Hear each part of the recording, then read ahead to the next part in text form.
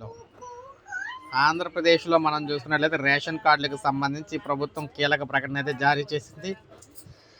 So ముఖ్యంగా చూసుకున్నట్లయితే పౌర సరఫరాల శాఖ మనం చూసుకోవచ్చు. రాష్ట్రంలోని పౌర సరఫరాల రంగంలో ఆచరణాత్మక మార్పులు తీసుకొచ్చామని ఆ శాఖ మంత్రి నాదెండ్ల మనోహర్ అయితే అన్నారనమాట. రానున్న కాలంలో డిజిటలైజేషన్ ప్రక్రియ మరింత వేగంగా విస్తరిస్తామని కూడా వెల్లడించారు. ఆర్థిక ఇబ్బందులు ఉన్నా కూడా ధాన్యం కొనుగోలు చేసిన 24 గంటల్లోనే రైతుల ఖాతాలో నగదు జమ చేస్తున్నామని వివరించారు. రేషన్ కార్డుల జారీ ప్రక్రియ నిరంతరం కొనసాగుతూనే ఉంటుందని చెప్పేసి ఆయన అన్నారన్నమాట. స్మార్ట్ కార్డుల విధానం మంచి ఫలితాలను ఇస్తుందని ఆయన అయితే తెలిపారు. కూటమిలో చిన్న చిన్న సమస్యలు ఉన్న సమన్వయంతో ముందుకు వెళ్తున్నామని చెప్పారు. అంటే ఈయన ఏం చెప్తున్నారంటే ఫైనల్గా రేషన్ కార్డులకు సంబంధించి నిరంతరంగా పంపిణీ అయితే చేస్తాం. రేషన్ కార్డులు ఎవరైనా సరే దరఖాస్తు చేసుకోవచ్చు.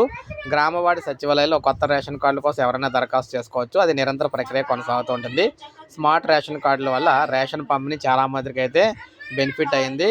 అనర్హులు అయితే చాలామందికి అయితే తొలగించామని చెప్పేసి ఈయన అయితే తెలియజేస్తున్నారు. సో ఇది మనకు ప్రజెంట్ రేషన్ కార్డులకు సంబంధించిన తాజా సమాచారం. ఒక లైక్ చేయండి, సబ్స్క్రైబ్ చేసుకోండి, మన ఛానల్ సబ్స్క్రైబ్ చేసుకోండి.